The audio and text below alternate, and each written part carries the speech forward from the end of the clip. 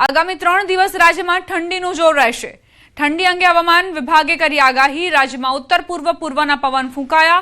સૌથી ઓછું તાપમાન નલિયામાં 9 ડિગ્રી નોંધાયું। અમરેલીનું તાપમાન પણ 9 ડિગ્રી નોંધાયું। આગામી 3 દિવસ તાપમાન યથાવત રહેશે। 3 દિવસ બાદ પવનની દિશા બદલાતા 2 થી 3 ડિગ્રી તાપમાન વધશે અને ઠંડી घटશે। आज का जो फोरकास्ट है आने वाला अगले 7 दिन के लिए 7 से लेकर 13 जनवरी में मौसम आमतौर पर शुष्क रहने का पूर्वानुमान है। और जो लघुत्तम तापमान है इसमें अगले 3 दिन कोई बड़ा बदलाव नहीं रहेगा।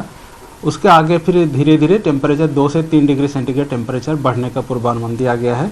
अहमदाबाद के लिए क्लियर स्काई आज का पूर्वानुमान है और जो लघुत्तम तापमान है 14 डिग्री सेंटीग्रेड के आसपास रहने का पूर्वानुमान दिया गया है।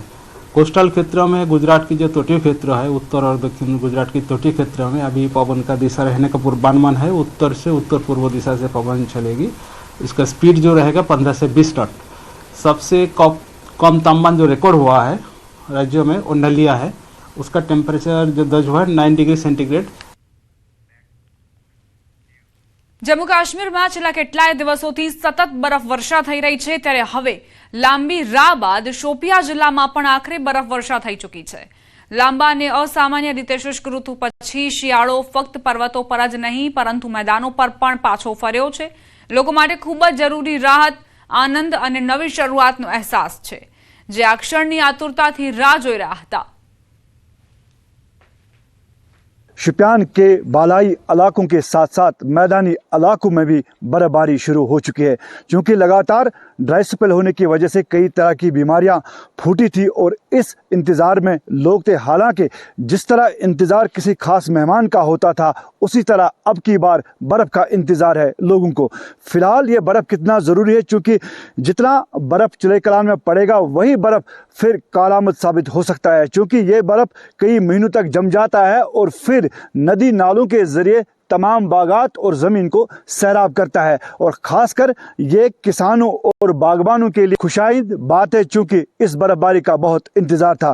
कुछ देर पहले यहाँ पे ब्लैक टॉपिंग दिखाई दे रही थी, लेकिन आप देख रहे हैं अब पूरी तरह से सफ़ेद चादर में ये पूरा बिछ चुका है। और आगे देखिए यहाँ पे जो है पेड़ों में भी खूबसूरती देखने को मिल रही है। और उम्मीद यही करते हैं बर्फबारी अच्छी खासी हो ताकि जो यहाँ के लोगों की चाहत है और ज़रूरत है इस बर्फबारी की वो कम से कम होनी चाहिए। उसके साथ साथ यहाँ पे शोपियान की बात करेंगे तो मुगल रोड पे पहले ही ट्रैफिक को बंद कर दिया गया है और एडवाइजरी जारी की गई कि हिरपोरा से आगे किसी तरह की गाड़ी को इजाज़त नहीं दी जाएगी, क्योंकि फिसलन बहुत ज़्यादा है।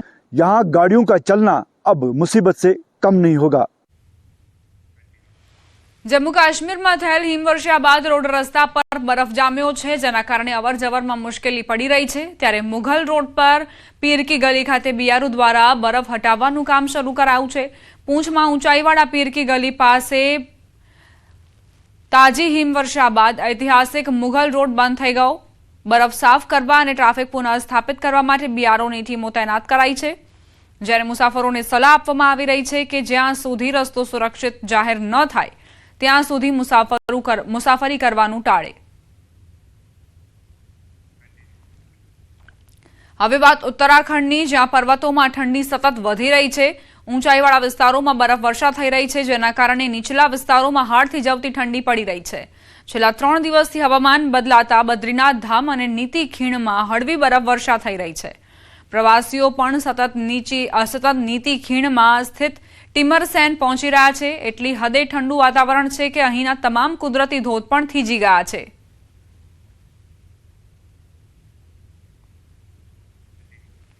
ડિસેમ્બર વીતી ગયો અને જાન્યુઆરી શરૂ થઈ ગયો, પરંતુ ગંગોત્રી ધામમાં હજુ સુધી બરફ નથી પડ્યો। આમ છતાં નાની અને મોટી નદીઓ જે હંમેશા પાણીથી ભરેલી રહે છે સંપૂર્ણપણે થીજી ગઈ છે। તીવ્ર ઠંડીના કારણે હિમના જાડા સ્તરો બન્યા છે। ગંગોત્રીમાં તાપમાન -0 ડિગ્રી સેલ્સિયસથી -11 થી 12 ડિગ્રી સેલ્સિયસ સુધી પહોંચ્યું છે। સૌથી મોટી સમસ્યાઓ ધામમાં થઈ રહી છે, જ્યાં પીવાના પાણીની લાઈનોમાં પાણી જામી રહ્યું છે। ધામમાં વધતી જતી ઠંડીની લહેર ફરજને પડકારજનક બનાવી રહી છે। કંખુ બેરિયર ઇન્ચાર્જ રાજવીર રાવતે જણાવ્યું હતું કે આ સિઝનમાં ગંગોત્રી ધામમાં કોઈ બરફ નથી પડ્યો. જો કે તાપમાનમાં તીવ્ર ઘટાડાના કારણે ગંગોત્રી અને ગોમુખ ટ્રેક પરની બધી નદીઓ અને નાળા સંપૂર્ણપણે થીજી ગયા છે.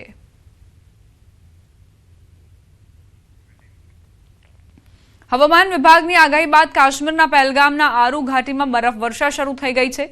આરુ અને પહેલગામના અન્ય ઘાટીમાં બરફવર્ષા શરૂ થઈ ગઈ છે. રાત્રે શરૂ થયેલ બરફવર્ષા બાદ રોડ પર બરફના થર જામી ગયા.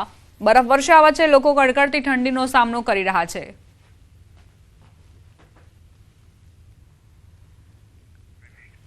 જમ્મુ કાશ્મીરમાં ફરી હવામાનમાં બદલાવ આવ્યો અને હિમવર્ષા શરૂ થઈ ગઈ. કોકરનાગ અને અનંતનાગના ઉપરના ભાગોમાં બરફવર્ષા શરૂ થઈ ગઈ છે.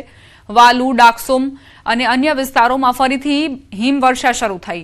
રોડ પર પાર્ક કરેલી ગાડી પર બરફના થર જામેલા જોવા મળ્યા. રોડ રસ્તા પર બરફ પથરાઈ ગયો. વાલુ, ડાકસુમ અને અન્ય વિસ્તારો હિમવર્ષાના કારણે અત્યંત ઠંડીથી પ્રભાવિત છે. રોડ રસ્તા પર જે બરફ જામ્યો છે તેના કારણે લોકોને અવરજવર કરવામાં તકલીફ પડી રહી છે. અનંતનાગના ઉપરના ભાગોમાં બરફવર્ષા થઈ રહી છે, જેના કારણે અસહ્ય ઠંડીના કારણે લોકો પરેશાન છે. બીજી તરફ ખેડૂતો આવી જ ઠંડીની રાહ જોઈ રહ્યા હતા, કારણ કે ખેતી માટે આ બરફવર્ષા ખૂબ જ જરૂરી છે.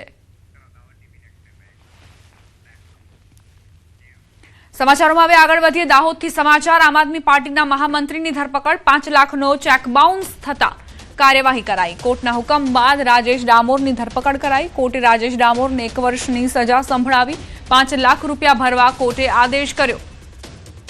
દાહોદથી આ સમાચાર, જ્યાં આમ આદમી પાર્ટીના મહામંત્રીની ધરપકડ કરાઈ છે. 5 લાખનો ચેક બાઉન્સ થતા તેમની સામે કાર્યવાહી કરાઈ.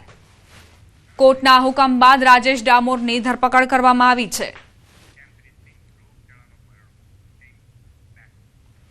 હવે આગળ વાત રોગચાળાના ભરડાની.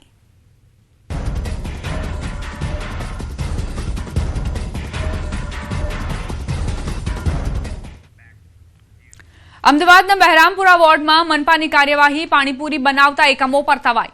પાણીપુરીની તમામ લારીઓ દૂર કરાઈ. ફૂડ ચેકિંગ દરમિયાન ગંદકીનું સામ્રાજ્ય જોવા મળ્યું. ગંદકી વચ્ચે પાણીપુરી તૈયાર કરવામાં આવતી હતી. પાણીપુરી બનાવતા 50થી વધુ એકમો સામે કાર્યવાહી કરાઈ. ગંદકી અને અનહાઇજેનિક લાગતા આ કાર્યવાહી કરાઈ છે.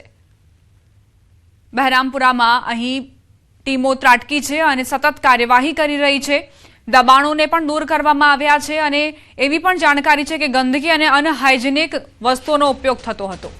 ગાંધીનગરમાં હવે આગળ વાત કરીએ કે જ્યાં ગાંધીનગરમાં પણ આ જ પ્રકારની તપાસ. તો સુરતમાં તપાસ દરમિયાન અખાદ્ય જથ્થો મળી આવ્યો. અખાદ્ય તેલ, બટાકા અને પાણીપુરીની લારીઓ પર તવાઈ બોલાવવામાં આવી છે.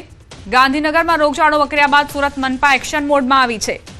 પાંડેસરા વિસ્તારમાં પાણીપુરીના વિક્રેતાઓને ત્યાં આરોગ્ય વિભાગની ટીમે દરોડા પાડ્યા. તપાસ દરમિયાન અખાદ્ય અને આરોગ્ય માટે જોખમી સામગ્રી મળી આવી હતી. કેટલાક વિક્રેતાઓ પાણીપુરી બનાવવા માટે કાળા વપરાયેલા અને સડેલા તેલનો ઉપયોગ કરી રહ્યા હતા. આ ઉપરાંત કોથળીઓમાંથી સડેલા બટાકા મળી આવ્યા હતા, જે માનવ સ્વાસ્થ્ય માટે ગંભીર ખતરો ઊભો કરે છે. ગંદા કપડામાં આલુપુરી તૈયાર કરવામાં આવતી હોવાનું પણ આરોગ્ય વિભાગની ટીમે પકડ્યું હતું. આ કાર્યવાહી દરમિયાન અખાદ્ય તેલ, બટાકા અને તૈયાર પાણીપુરી સ્થળ પર જ જપ્ત કરવામાં આવી હતી. આરોગ્ય વિભાગની ટીમે તરત જ આ તેલનો નાશ કર્યો હતો, જેથી તેનો ફરી ઉપયોગ ન થઈ શકે. નિયમોનું ઉલ્લંઘન કરનાર વિક્રેતાઓને સ્થળ પર જ દંડ ફટકારવામાં આવ્યો હતો. ગાંધીનગરમાં જે રીતે રોગચાળો ફાટી નીકળ્યો છે, ત્યારબાદ પાણીપુરી બનાવતા લોકો પર તવાઈ છે, ત્યારે દ્રશ્યો જોઈ શકાય છે. સુરતનો પાંડેસરા વિસ્તાર છે કે જ્યાં પાણીપુરી બનાવે છે એ સમગ્ર વિસ્તાર ગંદકીમય છે અને જે પ્રકારે કહી શકાય કે અહીંયા તમામ વસ્તુ છે એ કઈ હાલતમાં બનતી. હું અંદરના દ્રશ્યો બતાવવા માંગીશ કે જે જગ્યા પર પાણીપુરી બનતી હોય છે તેનો માલ સામાન જે મૂકવામાં આવ્યો છે, આ માલ સામાન છે, સાથે સાથે કહી શકાય કે કઈ સ્થિતિમાં બનતું હોય છે. અહીંયા જે પાણી વપરાય છે એ પાણીની હું ગુણવત્તા બતાવવા માંગીશ કે આ પાણી છે અને જે પ્રકારે પાણીનો સ્ટોર કરવામાં આવે છે આમાંથી જ પાણીપુરી બનતી હોય છે. ત્યારે આરોગ્ય વિભાગ દ્વારા દરોડા પાડવામાં આવ્યા છે. ગંદકીનું સામ્રાજ્ય છે અને જે પ્રકારે પાણી સ્ટોર કરેલું છે, એટલે કે મિનરલ વોટરમાં બનતા હોય તેવી વાત કરવામાં આવે છે. ત્યારે પાણીપુરીમાં વપરાતા બટાકા છે એ બટાકાની ગુણવત્તા બી ખરાબ છે. ત્યારે કહી શકાય કે જે પ્રકારે કયા દંડની કામગીરી શરૂ કરવામાં આવી છે. અધિકારી આપણી સાથે છે, આપણે સીધા એમની સાથે વાત કરીશું શું કેવું છે કયા પ્રકારની સ્થિતિ છે અને કયા પ્રકારની કામગીરી કરવામાં આવી રહી છે, ત્યારે દ્રશ્ય કઈ જાય છે, કયા પ્રકારની સ્થિતિ છે. હું કેમેરામેન જીગરને કહીશ કે અહીંયા દંડની રસીદો બનાવવામાં આવી રહી છે. આ ઘર છે એમાં પાણીપુરી અધિકારી આપણી સાથે છે, એમની સાથે વાત કરીશું. સાહેબ, આપનું નામ પહેલાં? મારું નામ પ્રશાંત પાટીલ.